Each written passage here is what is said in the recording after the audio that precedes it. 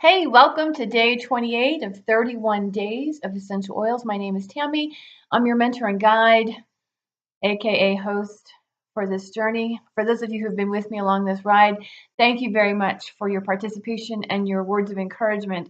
Your enthusiasm with this has just been very inspiring. It's really kind of uplifted me to the next level to where I just want to keep doing this, although I will take a short break as I keep working on the blogs, the blogs that are accompanying these videos. And as you may have or may not know, I'm significantly behind.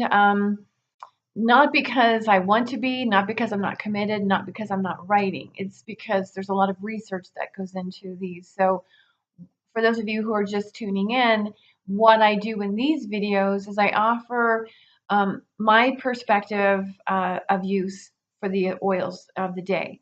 And this comes to you from with 30 plus years at this point of working with the oils.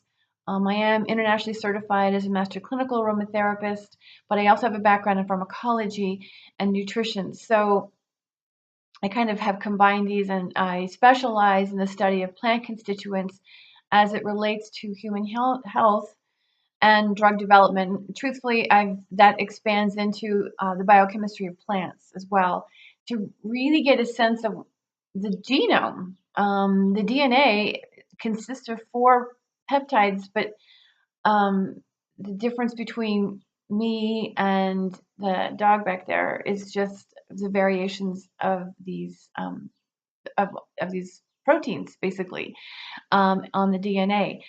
That, as well as the transponal elements, which is the methylation pathway.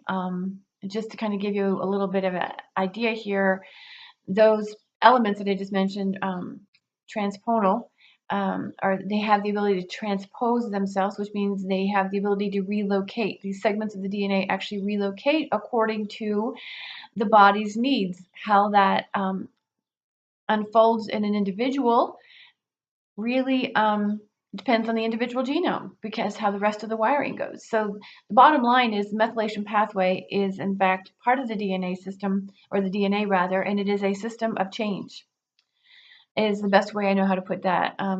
Actually writing another blog piece or an article for medium.com along these lines.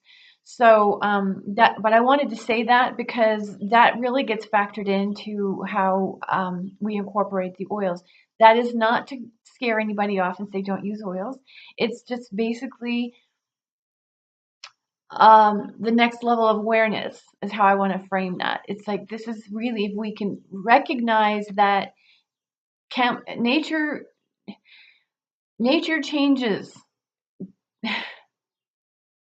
on its own. It doesn't necessarily require, it definitely doesn't require any input from human beings. And these transponal elements, just so you know, were actually discovered back in the early 1940s by a scientist by the name of Barbara McClintock. Her work was considered, she was considered a heretic basically by all rights as a scientist. And so it really kind of went disregarded for decades. I mean, we're talking about almost 70 years, and it's only now that they're getting into, well, actually, it was about 60 years before they really kind of stepped up and went, hey, wait a minute, there's some validity to this research. And her initial research found these elements in corn prior to germination. So I've talked about this in other videos outside of this playlist, but at the same time, I just want to emphasize it here that this is awe-inspiring. I mean, nature basically is changing just through this force, this life force that surges through all of us, okay, surges through everything, plants, animals. And so that said, that happens prior to conception or germination, depending on the species we're talking about.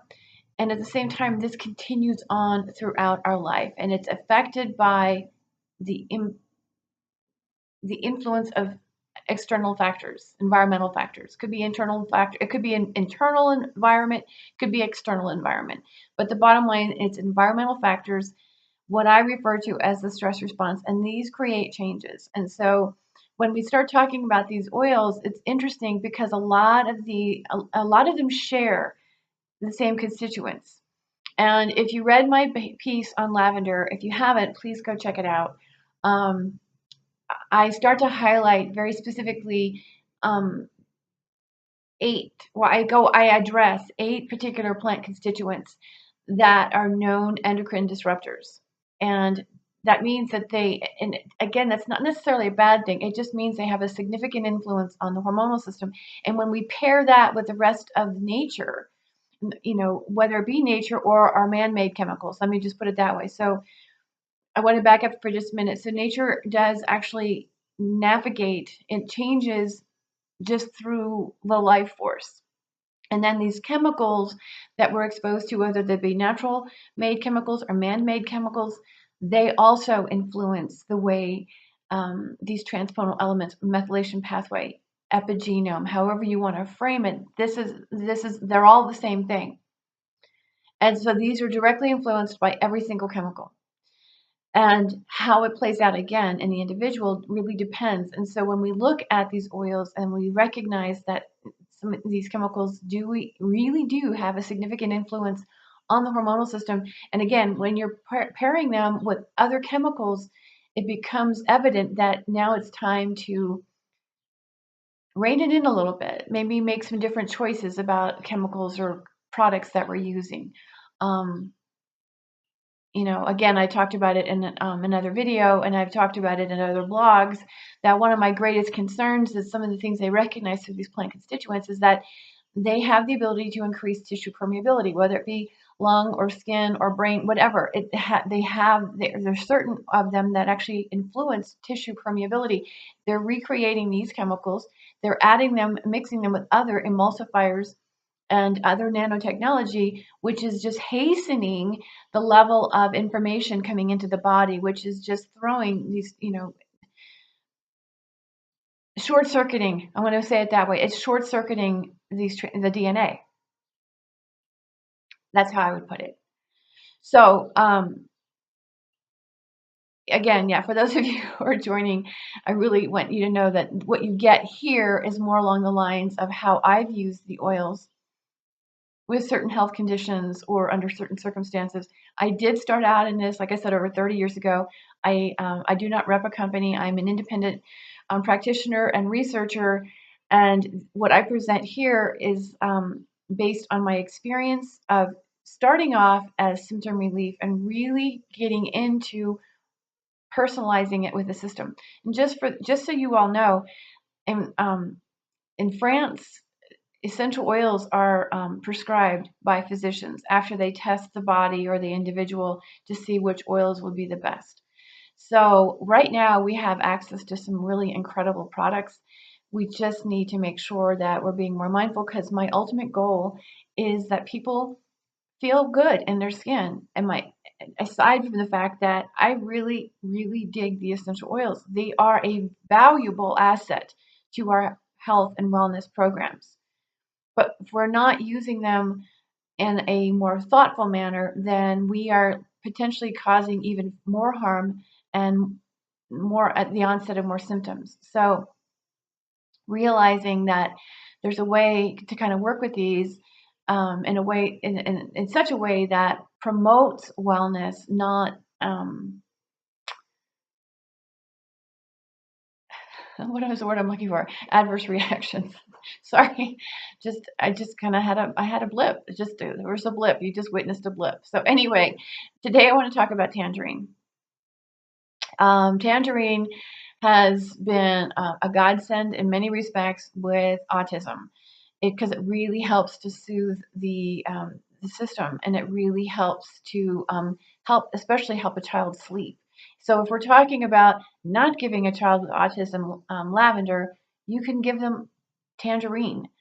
And like I said, it's done a world of good with those kids not needing to take a lot of melatonin if they actually can come off of the melatonin, because this actually, because it is in the orange family and because of the synergy of the constituents, and that's something I want to highlight here, because I mentioned just a short while ago too that these constituents, there's a lot of similarities between the oils as far as shared, and then there's other ones. And so it's the other ones that are combined with these similar constituents that create a synergy that has an ultimate, like, this is the reason why sometimes you can look at the oils and the studies that they've done on the oils and why one particular oil is good for this type of cancer, where another one is good for this type of cancer.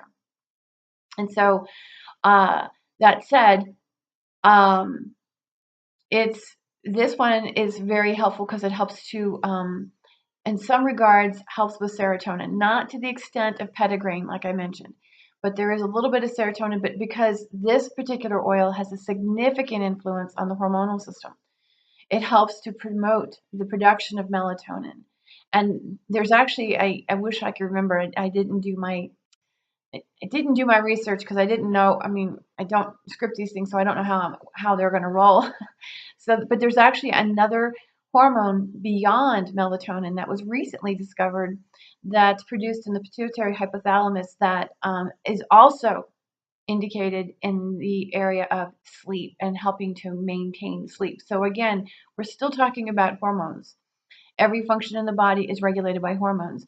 And even though we look at some of these, many plants for that matter, as support for cancer, for their anti-carcinogenic effects, their anti-proliferative effects and so forth.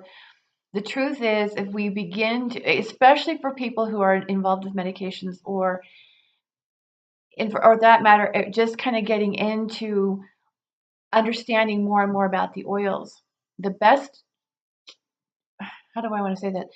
Your best bet is to truthfully begin selecting oils that are going to help stabilize and have minimal effect on specific chemicals. And so what I mean by that is like really supporting it to help stabilize the hormonal system, helping it to stabilize the immune system. Because if we can stabilize that, which we can, if we can begin, and once we begin to stabilize, especially the hormonal system, the immune system starts to calm down, and it's better equipped to navigate the needs of the body as opposed to trying to kill something off. You know what I'm saying? Because the body has a way of, nature has a way of deactivating microbes and eliminating what's not going to serve the organism. Plants do this. And while we have our ability to think and reason, plants do not. They just respond to information coming in. So that would be chemicals that, coming in it would begin to indicate, hey, look, there's a potential harm or danger coming. So the plants begin to produce oxidative stress, just like the human body does. Their difference is they're not sitting there thinking about it and stewing about it and wondering whether they should or shouldn't change. They just roll with it. And because they don't have that added effect of the mental and emotional distress, they're able to deactivate the oxidative stress, just like we're wired to do, but it's not happening. And that's where they benefit us. So in the case of Tangerine, like I said, it's been very supportive of insomnia in children, exceptionally so. I've even used it for shrinking tumors. And I mean that with every word you just heard, I mean it. I've used it in a couple of different cases where there was a brain tumor. You have to forgive me. Again, I'm at a loss for words.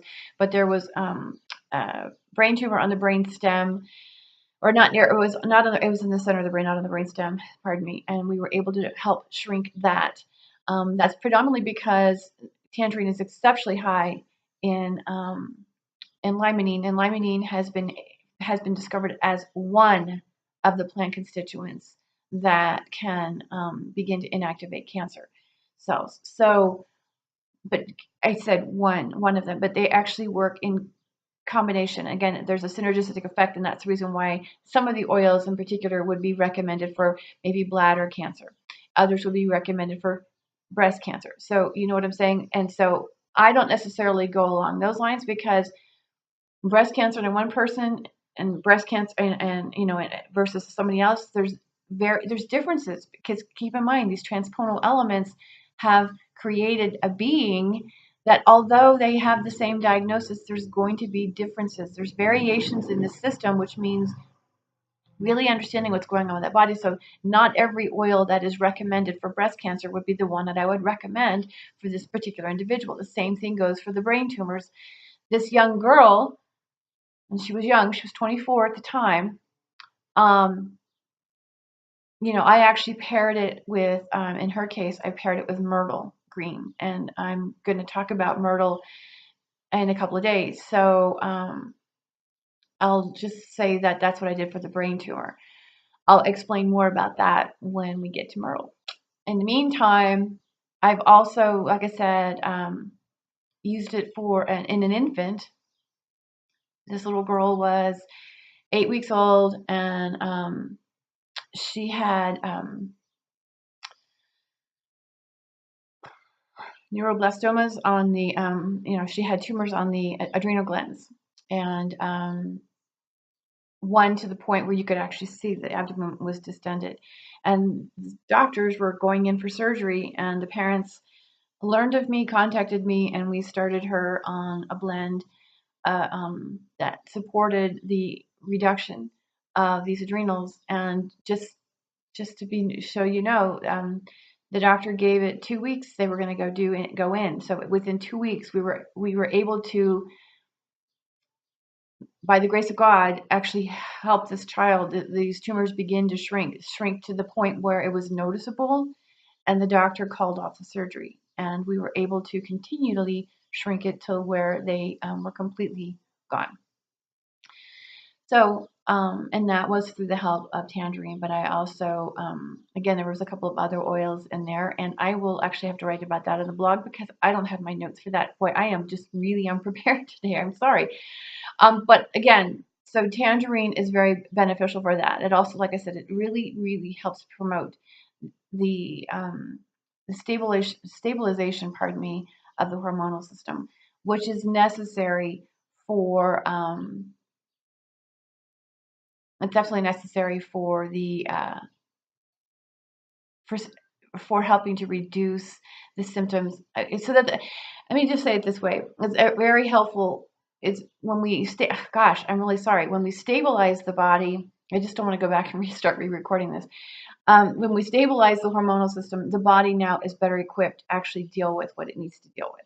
It's able to do the work that it's designed to do. It doesn't need us to take control. It can actually regain control. So that's the whole point to Tangerine. Anything beyond that, those are really the two biggest ones that I've used it for. Yeah, those are the two biggest ones that I've used it for. Like I said, and it's really exceptional for autism. Pardon me. The other thing I want to tell you is that it is an anti-inflammatory, and it helps to move fluid. If you're going to look for wanting to move the lymph system and medications are concerned, you can actually include Tangerine for that. So it helps to, that's Theo. He's hot. It's not that hot, but he's hot because, well, he's a big dog. Anyway, so it's fluid retention. It will help move that. I mean, more specifically, edema and or lymph system, because it does move the lymph. That said, because it also supports the hormonal system, it's actually very effective in the case of cellulite. I haven't really used it a lot with cellulite, but I do know, again, cellulite is fat deposits, as you know, but that fat tissue, otherwise known as adipose tissue, is part of the hormonal system. So you could also use it for that. Okay, so I'm going to leave it there. Hope you guys are doing well. Pardon my little flubs around, but this is just me, and like I said, I appreciate you guys, and I'm just having fun with this. And I'm real. I don't want to pretend to be somebody I'm not. So thanks again for being here. Day 28 and day 29. Well, who knows what we're talking about, but you guys will find out soon enough. See you then. Oh, I want to celebrate this. So this is a bowl. At least I think it looks like a bowl. And this was a gift. The story about this coming into my life is exceptional, and it's a totem pole.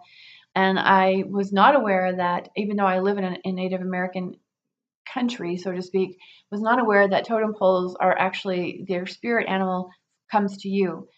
So when they gift you, their totem poles are always a gift, and they come to you. I find this very interesting because, well, my birthday is in a couple of days, and it's actually the 8th, and obviously a Taurus, and I would never have given myself a bull totem, but that's apparently what has been gifted to me, and I just find that just to be really extraordinary, especially with the story behind this, because um, it comes to me after 30 years of discord with me and another family that I was married into at the time, I'm sorry, I was married to,